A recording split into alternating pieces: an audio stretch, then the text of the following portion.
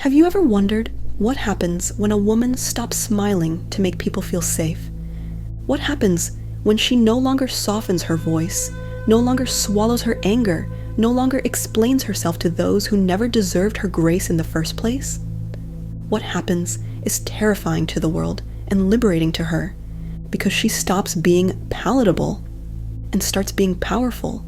Welcome to a new chapter of womanhood where we are no longer dressing our rage in politeness, our passion in apologies, or our confidence in disclaimers. This is not about being aggressive for the sake of performance. This is about reclaiming a part of yourself that has been buried, shamed, and demonized for generations. Today, we're talking about dark feminine energy, not the soft, sweet, spiritual kind you see in Instagram affirmations, but the deep, unapologetic force that comes from the part of you that refuses to break just to make others feel whole. This is the side of you that refuses to be erased. And if you're ready to stop asking for permission to exist fully, stay with me, because what's coming might just shatter everything you thought femininity had to be. Now, let's define the meaning of the dark feminine. The term dark feminine energy isn't about evil, destruction, or being harsh for the sake of rebellion. It's about reclaiming the emotional, intuitive, sensual, and shadow aspects of your being that were silenced to make you more acceptable, especially to a society that still rewards women for being small, quiet, and accommodating. In Jungian psychology, the shadow self is the part of us that holds repressed instincts, emotions, and desires. It's not inherently bad, it's simply unacknowledged. The dark feminine lives in that shadow, but she is not your enemy. She is your protector, your boundary setter, your emotional truth teller, your inner sovereign. This part of you says, I am not here to make you comfortable. I am here to be whole. She does not beg for love. She does not chase approval, and she most certainly does not apologize for taking up space. Ask yourself honestly, when was the last time you allowed yourself to be fully seen in your intensity, your sensuality, your rage, your silence? And more importantly, why have you been hiding? Let's ground this in psychology, because the dark feminine isn't just a vibe, it's a neurological shift, a psychological liberation. From early childhood, girls are conditioned to please, to avoid conflict, to be sweet, modest, and agreeable. This is not natural. It is programmed through what psychologists call relational trauma and social reinforcement loops. Your brain, specifically your amygdala, the fear center, learns to associate emotional intensity with punishment. You raise your voice, you're hysterical. You show confidence, you're arrogant. You set a boundary, you're selfish. And so, many of us spend years, decades, trapped in emotional self-surveillance, carefully editing our presence to avoid the discomfort of others. But here's the thing, your nervous system cannot heal in a state of constant performance. You cannot reclaim your joy, your body, your power if your identity is based on shrinking. The dark feminine rises not as a rebellion, but as a reclamation of the nervous system itself. It is the moment you stop needing to be liked and start needing to be true. Now let's see that signs you're awakening. You may not even realize it's happening, but when the dark feminine begins to stir inside you, you feel it like an earthquake under your skin. You no longer tolerate conversations that drain you. You stop over-explaining. You begin to feel irritation at people who once made you feel special, because now you realize their love came with conditions. This is not a personality change. It's an awakening. You might find yourself feeling less obligated to respond to messages, questioning relationships that used to feel normal, becoming more blunt, more direct, and strangely, more at peace. Let me tell you something uncomfortable. When you truly begin to heal, you won't become more agreeable.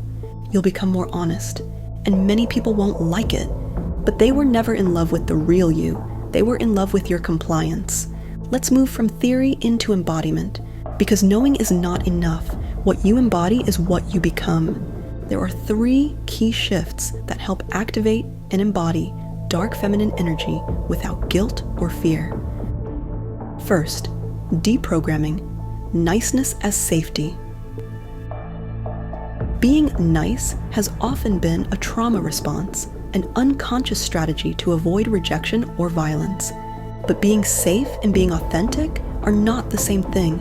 From now on, ask yourself, am I being kind or am I being compliant? 2. Activating the body as a source of power. The dark feminine isn't conceptual, it's somatic. She lives in your hips, your breath, your voice, your presence. You don't reclaim her through thinking. You reclaim her by walking differently, dressing differently, breathing more deeply, and allowing your body to take up space unapologetically. 3. Giving yourself permission to be disliked.